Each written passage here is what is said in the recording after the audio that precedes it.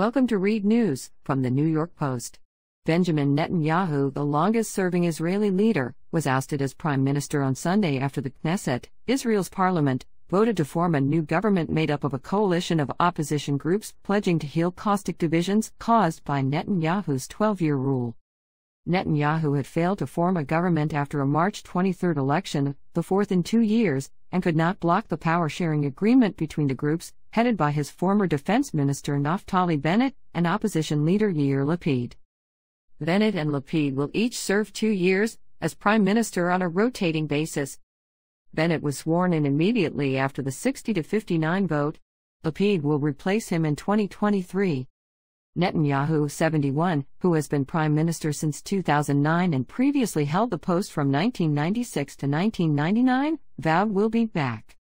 If it is destined for us to be in the opposition, we will do it with our backs straight until we topple this dangerous government and return to lead the country in our way, he said. In a statement, President Biden praised Bennett and Lapid and said the U.S. would continue its long relationship with Israel. The White House later said Biden called Bennett and offered the new prime minister his warm congratulations. Biden highlighted his intention to deepen cooperation between the United States and Israel on the many challenges and opportunities facing the region, the White House said. The leaders agreed that they and their teams would consult closely on all matters related to regional security, including Iran, the White House said, and to advance peace, security and prosperity for Israelis and Palestinians. Speaking earlier Sunday, Naftali thanked Netanyahu for his lengthy and achievement-filled service on behalf of the State of Israel and pledged to be prime minister for all Israelis. Naftali said the new government would end a terrible period of hatred among the people of Israel in a speech that prompted shouts of shame and liar from Netanyahu's supporters. Much of the Israeli opposition to Netanyahu was personal. 3 of the 8 parties in the new government, including Bennett's Yamina, are headed by former Netanyahu allies who share his hardline ideology but had deep personal disputes with him. Bennett, 49, is a former chief of staff to Netanyahu, whose small party is popular with religious Jews and West Bank settlers. As he addressed the raucous debate, he was repeatedly heckled and shouted down by Netanyahu supporters. Some were removed from the chamber. Bennett, an observant Jew, noted the Jewish people twice lost their homeland in biblical times due to bitter infighting.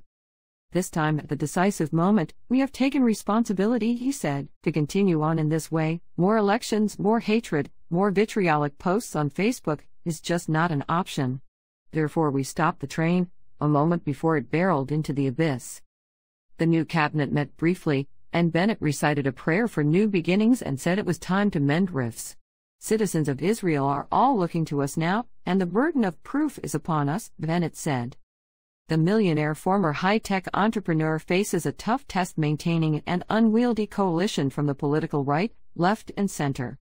The coalition, including a small Islamist faction that is making history as the first Arab party to sit in a coalition, agree on little beyond their opposition to Netanyahu.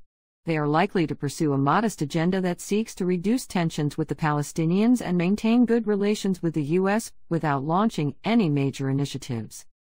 We will forge forward on that which we agree, and there is much we agree on: transport, education and so on, and what separates us we will leave to the side, Bennett said. He also promised a new page in relations with Israel's Arab sector. Israel's Arab citizens make up about 20% of the population, but have suffered from discrimination, poverty and lack of opportunities. Netanyahu has often tried to portray Arab politicians as terrorist sympathizers, though he also courted the same Arab party in a failed effort to remain in power after March 23 elections.